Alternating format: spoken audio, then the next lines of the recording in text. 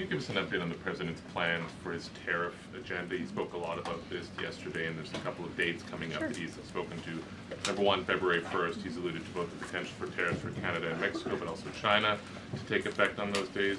What's he thinking about that?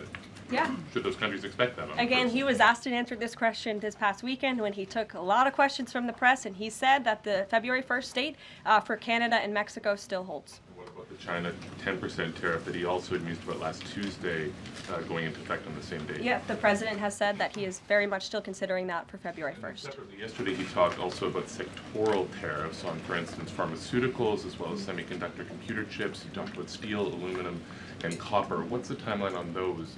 Is that a similar sort of coming days thing? Yeah, so when the president talked about that in his speech yesterday, that actually wasn't a new announcement. That was within a presidential memorandum that he signed in one of the first days here in the White House on his America First trade agenda.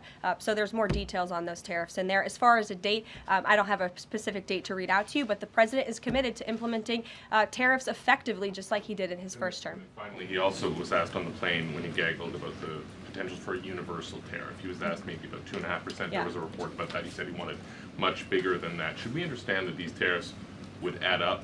You know, in other words, you might have country-specific tariffs like Canada, Mexico, China. You might have sectoral tariffs like on pharmaceuticals, as well as a potential universal tariff on top of that. Do these stack on one or the other, or would one sort of take precedence over another?